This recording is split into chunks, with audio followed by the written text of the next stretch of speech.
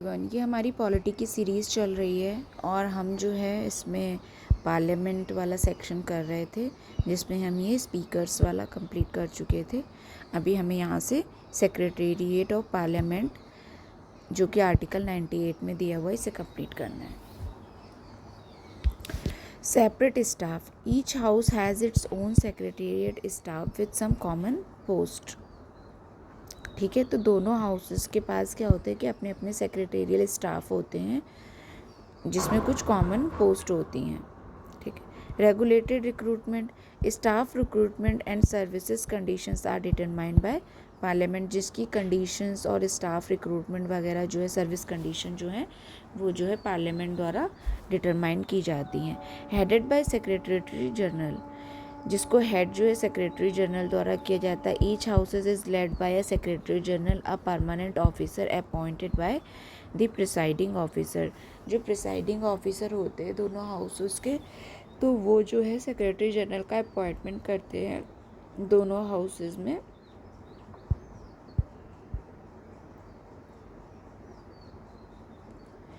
Leaders in parliament क्या होते हैं? लीडर ऑफ द हाउस होती है पहली पोस्ट, जिसमें क्या होता है, लोकसभा जो होती है उसमें टिपिकली द प्राइम मिनिस्टर और अ नॉमिनेटेड मिनिस्टर, इसको जो है लीडर ऑफ द हाउस कहते हैं। मतलब या तो वो प्राइम मिनिस्टर होते हैं, या फिर अगर प्राइम मिनिस्टर ने किसी को अपनी जगह पे नॉमिनेट कर रखा है तो वो जो है लीडर ऑफ द हाउस कहलाता है लोकसभा का। राज्यसभा में a minister nominated by prime minister में हैव अ डेप्यूटी लीडर। जो प्राइम मिनिस्टर है वो नॉमिनेट करता है एक पर्सन को राज्यसभा में, वो हो सकता है कि वो डेप्यूटी लीडर हो, तो वो कहलाता है leader of the house of Rajya Sabha. Prime minister खुद जो है वो लोकसभा के लीडर ऑफ द हाउस कहलाते हैं, या फिर उन्होंने जिसको अपॉइंट किया हो। और राज्यसभा में क्या है, वो जिसको नॉमिनेट करते हैं वो कहलाता है। यूएसए में क्या होता है, जो मेजॉरिटी लीडर होता है वो जो है लीडर ऑफ द हाउस होता है। फिर लीडर ऑफ द अपोजिशन क्या होता है? सिंस 1969 से जो है इसको जो रिकॉग्नाइज़ किया गया है, मतलब पहले ऐसी कोई पोस्ट नहीं होती थी। स्टैट्यूटरी एक्नॉलेजमेंट मिला है 1977 में, मतलब इसको लेके जो प्रोविज़न किसी स्टैट्यूटरी द्वारा जो है कंफर्म कर दिया गया है, मतलब लॉ बना दिया गया है या किसी रूल बुक वगैरह में लिख दिया गया है, तो 1977 से हुआ है, बल्कि 69 से जो है ऐसा कुछ मानने लगे थे। इसका मतलब ये है कि ओरिजिनल कॉन्स्टिट्यूशन में लीडर ऑफ द अपोजिशन की कोई बात नहीं कही गई थी। In order to receive the status of opposition party and consequent leader of opposition, टैगा party should be secured 10% of the total strength of the house, that is 55 seats in the Lok Sabha. जो leader of the opposition होता है वो कहा जाता है कि जो मेजॉरिटी पार्टी होती है, जिसने कम से कम, मतलब कि एक तो वो पार्टी होती है जो गवर्नमेंट बनाती है, जिसके सबसे ज़्यादा मतलब जो सबसे ज़्यादा मेजॉरिटी में दे। उसके बाद होता है कि जो सेकंड हाईएस्ट मेजॉरिटी पे होती है, और उसने कम से कम जो है 10% जो है सीटें जो हैं टोटल स्ट्रेंथ की हाउस की, जो एक तरीके से क्वाइट मतलब विन की हों, तो वो जो है लीडर ऑफ द अपोजिशन कहलाता है। कम से कम 55 जो हैं सीट्स लोकसभा में उसके पास होनी चाहिए, तभी वो जो है लीडर ऑफ द अपोजिशन कहलाएगा। उस पार्टी का लीडर, मतलब उस पार्टी का लीडर जो है, उस पार्टी का मेंबर जो है वो लीडर बनता है, जो पार्टी कम से कम 10% वोट जो है एक्वायर करती है लोकसभा इलेक्शन में। वो मिनिमम है, मैक्सिमम तो कितना भी हो सकता है। फिर hold a status equivalent to a cabinet minister receiving similar salary and benefit, और वो जो है कैबिनेट मिनिस्टर के बराबर जो है स्टेटस को होल्ड करता है, और उसकी जो सैलरी वगैरह होती है वो भी उसकी इक्विवेलेंट ही होती है, किसके? कैबिनेट मिनिस्टर के। Ivor Jennings refers to this position as alternative prime minister similar to the minority leader in USA. Ivor Jennings जो थे, उन्होंने जो है लीडर ऑफ द अपोजिशन को एक तरीके से कंपेयर किया था कि भाई ये जो है ऑल्टरनेटिव प्राइम मिनिस्टर की तरह पोस्ट होगी, ऐसा जो है माइनॉरिटी लीडर, जो है माइनॉरिटी लीडर की एक पोस्ट होती है यूएसए में, उस तरीके से। फिर विप क्या होता है? Definition, not explicitly mention in the constitution based on the parliamentary convention. जो विप है उसको जो है कॉन्स्टिट्यूशन में कहीं पे मेंशन नहीं है, सिर्फ एक पार्लियामेंट्री कन्वेंशन चली आ रही है। इसका रोल क्या होता है? Each political party has a chief whip and whips to ensure attendance in party alignment during votes. जो भी जितनी भी पॉलिटिकल पार्टी होती हैं उनके पास अपने अपने चीफ विप्स होते हैं, ठीक है, to ensure attendance and party alignment during votes, ताकि जो है जैसे कि जब वोटिंग वगैरह होती है, मीटिंग होती है पार्लियामेंट में, हाउसेस में, तो भाई उनकी जो है एक मिनिमम जो स्ट्रेंथ को इंश्योर किया जा सके कि भाई इतने लोग तो प्रेजेंट रहें ही, और वो पार्टी के कहे मुताबिक चले, मतलब अकॉर्डिंग टू पार्टी के डिसीजन के साथ उनका डिसीजन अलाइन करे और वो अगेंस्ट में ना जाए पार्टी के, ये इंश्योर करते हैं विप्स जो होते हैं। Member must adhere to the whip directives which with potential disciplinary action for non compliance. जो मेंबर होते हैं उनको जो है विप की डायरेक्शन पे जो चलना पड़ता है, जैसे जैसे विप डायरेक्ट करता है उसको जो है फॉलो करना पड़ता है। अगर ऐसा नहीं करते हैं वो, तो उनके खिलाफ जो है डिसिप्लिनरी एक्शन भी लिया जा सकता है इनके द्वारा। In Lok Sabha the chief whip is the minister of the parliamentary affairs. Lok Sabha में जो है वो चीफ विप जो होता है वो ministry of parliamentary affair minister होता है पार्लियामेंट्री अफेयर का। और जो राज्यसभा होता है, it is the minister of state for parliamentary affairs. वो वहाँ पे जो है मिनिस्टर ऑफ स्टेट होता है फॉर पार्लियामेंट्री अफेयर्स का। टाइप्स ऑफ विप्स क्या क्या होती हैं? वन लाइन विप होती है, notifies members of a vote without instructions on how to vote. ये नोटिफाई करता है मेंबर्स को of a vote without instructions on how to vote, ठीक है, वो बिना इंस्ट्रक्शन दे कि वोट कैसे करना है, वो सिर्फ ये बताता है कि भाई मेंबर्स को वोट करना है।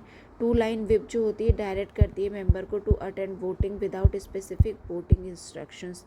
वो भी जो है टू लाइन विप में क्या होता है कि भाई ये मेंबर्स को अटेंड करने को कहती है कि भाई वोटिंग करो, लेकिन वो ये नहीं बताते, किसी प्रकार की इंस्ट्रक्शंस नहीं होती हैं उसमें कि क्या करना है ड्यूरिंग वोटिंग। फिर थ्री लाइन विप जो होती है instructs member to vote according to the party line. और जो थ्री लाइन विप होती है उसमें जो है मेंबर्स को इंस्ट्रक्ट किया जाता है कि भाई वो पार्टी लाइन के अकॉर्डिंग ही वोट करेंगे।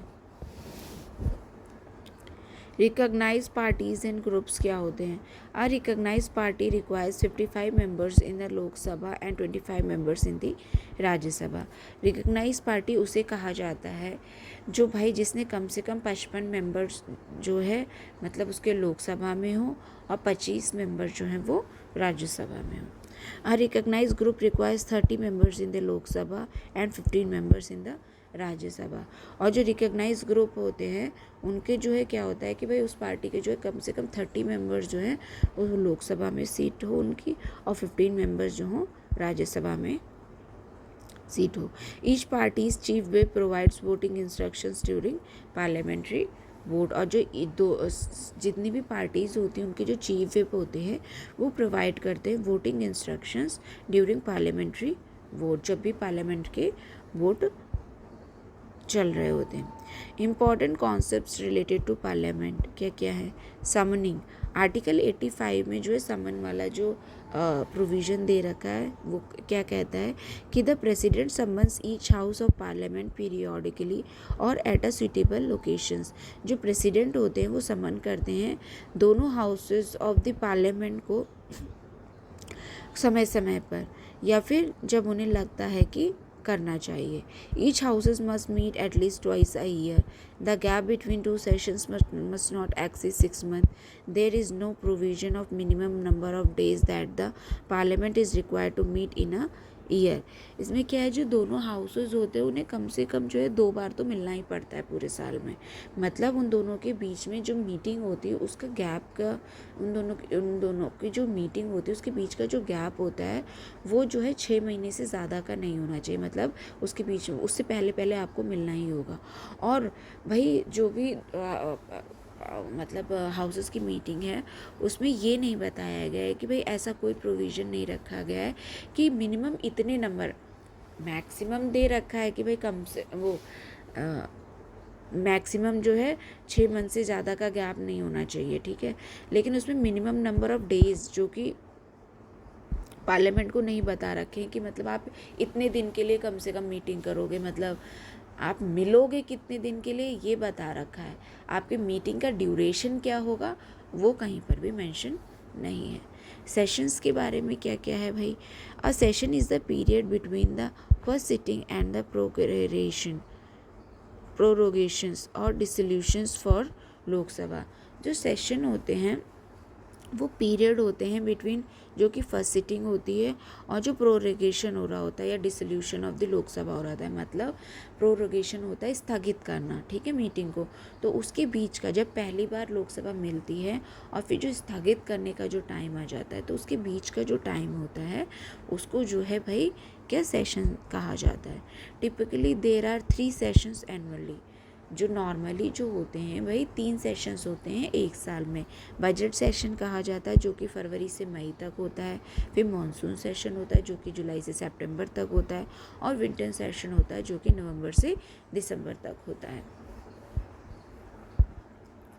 फिर रिसेस एंड एडजॉर्नमेंट क्या होता है, रिसेस कहा जाता है duration between prorogation and reassembly. मान लो स्थगित कर दिया गया है किसी सेशन को और फिर उसके बाद जो है रीअसेंबली होगा, जो दोबारा मीटिंग कराई जाएगी, उसके बीच का जो गैप होता है उसे रिसेस कहा जाता है, ठीक है। एडजॉर्नमेंट क्या होता है, the presiding officer can terminate a sitting temporarily which can be for hours, days और weeks, pending business is resumed when the house convince.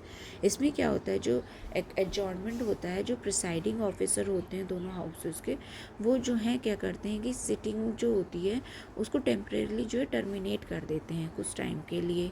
वो जो टाइम होता है वो आवर्स भी हो सकता है, मतलब कुछ घंटों के लिए हो सकता है, कहें कि भाई हम कुछ घंटों के बाद मिलेंगे, कुछ दिन भी हो सकता है या फिर कुछ वीक्स भी हो सकते हैं। और जो मान लो कि अभी हम कुछ काम कर रहे थे उस टाइम पे, मतलब जो भी मेंबर्स जो थे वो उस टाइम पे कुछ डिस्कस कर रहे थे, कोई काम जो भी पेंडिंग था, तो जब वो एडजॉर्नमेंट के बाद दोबारा से मिलते हैं तो वो सारे जो पेंडिंग काम होते हैं उनको फिर से वहीं से शुरू किया जा सकता है, ठीक है। मतलब वो ऐसा नहीं है कि जो सेशन ख़त्म हो गया था तो उनको भी ख़त्म कर दिया जाएगा। जो पेंडिंग वर्क्स होते हैं उनको फिर से रिज्यूम कर लिया जाता है जब भी रीअसेंबली होती है। A sitting consists of 2 meetings, morning 11 to 1 PM and post lunch 2 to 6 PM। जो सिटिंग होती है उसमें 2 मीटिंग्स होती हैं, एक तो मॉर्निंग में होती है जो 11 से 1 PM तक होती है, और लंच के बाद जो है फिर वो 2 से 6 PM तक होती है, मतलब 1 से 2 का लंच होता है, फिर उसके बाद 2 से 6 PM तक होती है। एडजॉर्नमेंट साइंडाई किसे कहते हैं, means indefinite termination of a sitting bye a presiding officer. इसमें क्या होता है कि जो टर्मिनेशन किया जाता है, देखो एडजॉर्नमेंट में क्या था कि भाई कुछ टाइम के लिए किया जाता है, ठीक है, वो बता देते हैं उसमें। लेकिन जब एडजॉर्नमेंट साइंटाई होता है तो इसमें जो है कि भाई इनडिफिनिट टर्मिनेशन कर दिया जाता है। इसमें जो है ये नहीं पता होता है कि अगली बार कब मिलेंगे, फिर जब भी इंस्ट्रक्शन आता है तब मिलते हैं, लेकिन उस टाइम पे ये नहीं पता होता है इन्हें कि अगली बार हो सकता है कि भाई कितने भी दिन का गैप हो। Pending bills and business remain unaffected. इसमें भी जो है पेंडिंग बिल्स वगैरह जो होते हैं, ये बिजनेसेस जो होते हैं वो रिमेन अनअफेक्टेड होते हैं और वो रिज्यूम हो जाते हैं जब वो लोग फिर से मिलते हैं। फिर प्रोरोगेशन क्या होता है, प्रोरोगेशन होता है notified by the president and can also occur while the house is in session. Progression जो होता है वो नोटिफाइड किया जाता है प्रेसिडेंट के द्वारा, और ये जो है जब हाउस सेशन में चल रहा होता है उस टाइम पर भी इसको जो है एक तरीके से यूज़ किया जा सकता है। It terminates both the sitting and the session but does not affect pending businesses except for notice other than introducing bill which labs. इसमें क्या होता है कि भाई जो ये टर्मिनेट कर देता है सिटिंग और सेशन दोनों को, मतलब जो सिटिंग हो रही होती है वो जो सेम डे में जो सिटिंग होती है उसे सिटिंग कहते हैं, और सेशन होता है जो पूरा पीरियड होता है उसे सेशन कहते हैं। तो ये सिर्फ सिटिंग को ही नहीं, सेशन को भी जो है टर्मिनेट कर देता है जब प्रोरोगेशन को जो अनाउंस करते हैं प्रेसिडेंट, ठीक है। और इसमें क्या है, ये अफेक्ट नहीं करते हैं कोई भी जो भी पेंडिंग होते हैं बिजनेसेस, ठीक है। तो ये जो भी बिजनेसेस उस टाइम पे पेंडिंग होते हैं उन्हें तो टर्मिनेट नहीं करते हैं, लेकिन जो नोटिसेस होती हैं वो टर्मिनेट हो जाती हैं। Other than the introducing bill, मतलब जो बिल इंट्रोड्यूस किया गया उसे छोड़कर जो बाकी नोटिसेस होती हैं वो जो है ख़त्म हो जाती हैं, ठीक है। डिसोल्यूशन क्या होता है, only the Lok Sabha can be dissolve ending its current life irrevocably. जो लोकसभा होती है वही केवल डिसॉल्व होती है, क्योंकि राज्यसभा जो होती है वो कंटिन्यूइंग चैम्बर होती है। तो जब उसका मतलब टाइम पीरियड ख़त्म हो जाता है तो वो जो है डिसॉल्व हो जाती है। और डिसोल्यूशन कब हो सकता है, automatically at the end of the tenure, जब टेन्योर कंप्लीट हो जाए, या फिर प्रेसिडेंट के डिसीजन पे जब प्रेसिडेंट अनाउंस करते हैं। All pending businesses lapse upon dissolution except some bills and pending assurance for the Committee on Government Assurances। जितने भी पेंडिंग बिजनेसेस होते हैं सारे लैप्स हो जाते हैं डिसोल्यूशन पे, except some bills and pending assurances, सिवाय कुछ बिल्स और पेंडिंग एश्योरेंसेस को छोड़कर, जो कि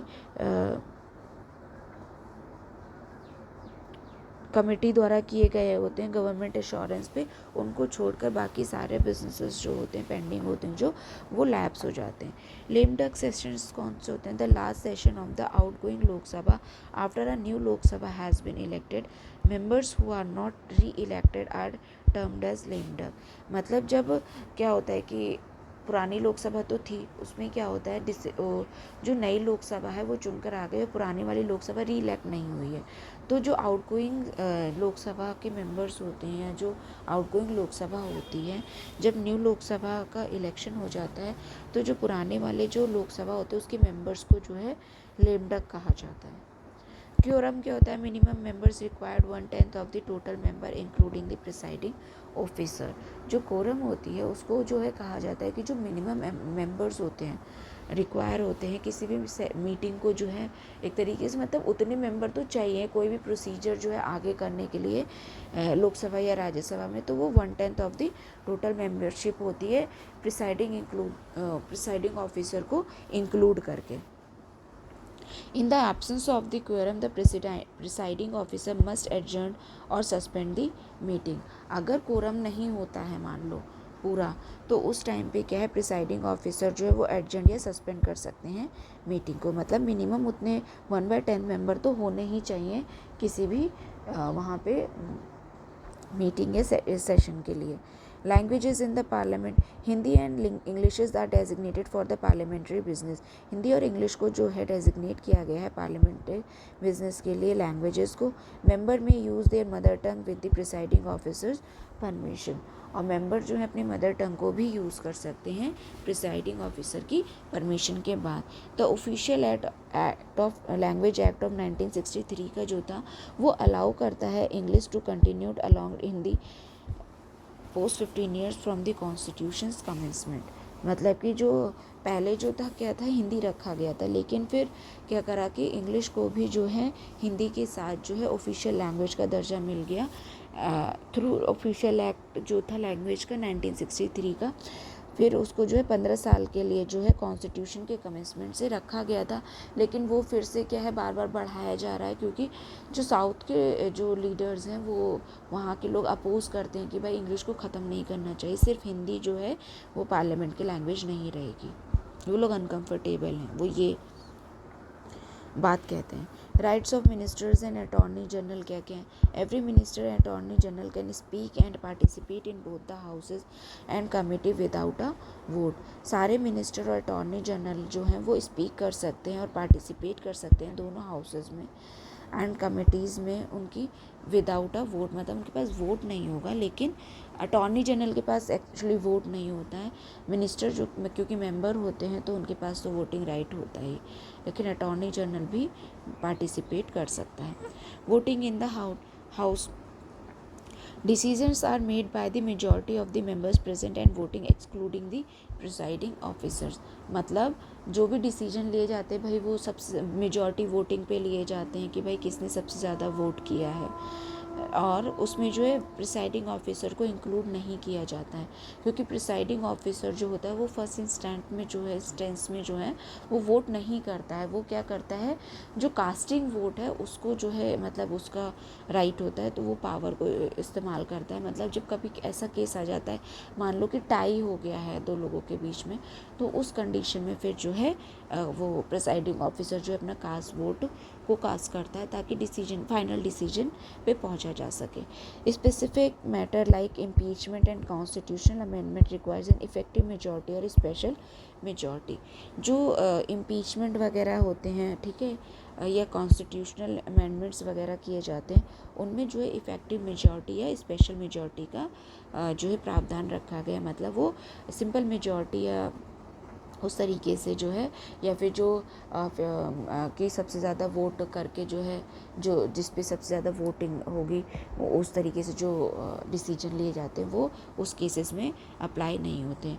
proceedings are valid despite unauthorised voting और वैकेंसी। प्रोसीडिंग्स जो है वैलिड मानी जाती हैं जब अनऑथराइज्ड वोटिंग या वैकेंसी हो, तब भी उस केसेस में भी। मेथड ऑफ वोटिंग क्या होता है, include voice vote, secret vote, recording of votes by slip, physical counts और कास्टिंग वोट। तो ये कुछ तरीके होते हैं वोट करने के। मतलब आप सिंपल थ्रू मुंह से कह के भी बोल सकते हो कि भाई हाँ मेरा सपोर्ट इस तरफ है। सीक्रेट बैलेट भी होता है कि आप जो है अपना नाम जो है किसी पर्ची में लिख के जो है बैलेट में डाल देते हो।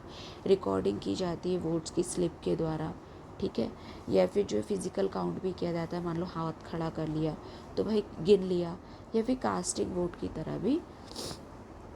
तो ये जो है मेथड्स होते हैं वोटिंग के। Positions of bill regarding lapsing क्या होता है भाई, बिल लैप्स हो जाता है if pending in the Lok Sabha. कहीं से भी बिल पास होकर आया हो लेकिन अगर लोकसभा में पेंडिंग है तो भाई वो जो है लैप्स हो जाएगा जब लोकसभा डिसॉल्व हो जाती है। If pending in the Rajya Sabha was pass by the Lok Sabha. अगर राज्यसभा में है लेकिन लोकसभा ने पास कर दिया और राज्यसभा में, उस केसेस में भी भाई बिल जो है जो है लैप्स हो जाएगा, मतलब वो बिल जो है ख़त्म हो जाएगा।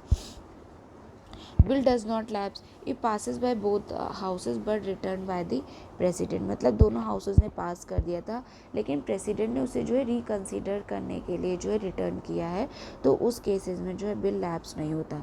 अच्छा, यहाँ पे एक कंडीशन ये भी होती है कि जब प्रेसिडेंट जो रिकन्सिडर करने के लिए भेजता है ना, तो जो देखो लोकसभा तो डिसॉल्व हो गई थी, ठीक है, लेकिन जो रिकन्सिडरेशन ऑफ बिल होगा ना, उस बिल को जिस लोकसभा के मेंबर्स ने जो पास किया था, ठीक है, जो भी मिनिस्टर्स थे, तो वो उन्हीं के द्वारा रिकन्सिडर किया जाएगा। जो नई लोकसभा के मेंबर आते हैं वो नहीं करेंगे उसे। जो डिसॉल्व हो गई उसके फिर डिसॉल्व वाली लोकसभा के मेंबर फिर से मिलेंगे और वो जो है उस बिल पर रिकन्सिडरेशन करेंगे जो कि प्रेसिडेंट द्वारा रिटर्न किया गया है। If pending in the Rajya Sabha and not pass by the Lok Sabha. अगर जो है राज्यसभा में ही ओरिजिनेट हुआ है मान लो और वहीं पर पेंडिंग है, लोकसभा में अभी तक बिल पास ही नहीं हुआ है, पहुंचा ही नहीं है, तो उस केस में भी वो लैप्स नहीं होगा। If a joint sitting is notified before Lok Sabha dissolution. अगर जॉइंट मतलब लोकसभा के डिसोल्यूशन से पहले जो है प्रेसिडेंट ने जो है जॉइंट सिटिंग का अनाउंसमेंट कर दिया, उस केस में भी बिल जो है लैप्स नहीं होगा। If pass by both the houses but awaiting for the president assent. मतलब दोनों हाउसेस द्वारा पास तो कर दिया गया है और जो है वो प्रेसिडेंट के एसेंट के लिए जो है वेट कर रहा है, उस केसेस में भी जो है बिल लैप्स नहीं होगा। अब जो है ये हम जो devices of the parliament proceeding है इसको नेक्स्ट वीडियो में कवर करेंगे। अभी हम यहीं तक कंप्लीट करते हैं। Thank you.